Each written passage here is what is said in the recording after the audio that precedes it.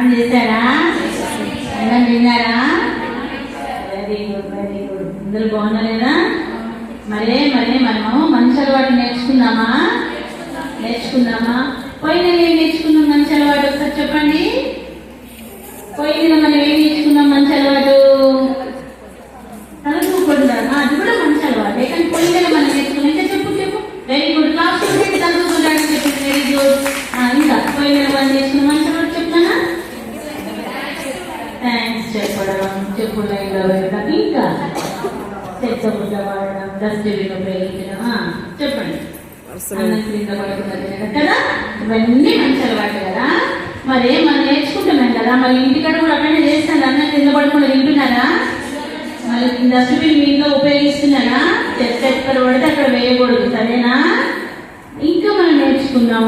మీకు జోక్ ఏమని చెప్పండి. రుమాలు ఉపయోగించడం, కర్చీఫ్ ఉపయోగించడం కదా. మీరు కర్చీఫ్ ఉపయోగిస్తున్నారు, రోజు పెట్టుకొని వస్తారు. మీకు స్టార్ట్ పెట్టా కదా. Very good very good. అది మంచి అలవాటు అనమాట. రోజు అట్లా ఖర్చు పెట్టుకొని రావాలి. ఈ రోజు మనము ఇంకొక మంచి అలవాటు నేర్చుకున్నాం, సరేనా? ఓకే. అందరూ క్లాస్ పెట్టండి. ప్లీజ్ చెప్పడం అనండి. ప్లీజ్ చెప్పడం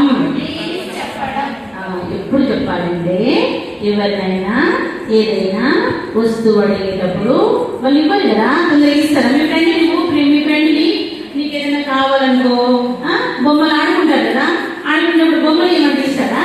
ఇయ్యాలి కదా. అప్పుడేమనాలి? ప్లీజ్ ఆ కారు ఇవ్వడానికి వస్తే పాడుకుంటాను అని అడగాలి కదా. ఒకసారి అడుగుతాను నువ్వు. ప్లీజ్ మంచిగా బ్రతికి అద్యా. మరి ఇప్పుడు నీకు బొమ్మ ఇచ్చింది కదా, థ్యాంక్ యూ ఎప్పుడు నేర్చుకున్నాం కదా, థ్యాంక్ యూ చెప్పాలి. ప్లీజ్ చెప్పాలి. Please.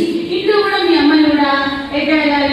Mummy please mummy, ₹1 mummy, chocolate కొనుక్కొచ్చుకుంటా మమ్మీ అప్పుడు మమ్మీ నువ్వు ప్లీజ్ అంటావు కదా. అప్పుడు మీ మమ్మీ నువ్వు ఎంత ముద్దొస్తావో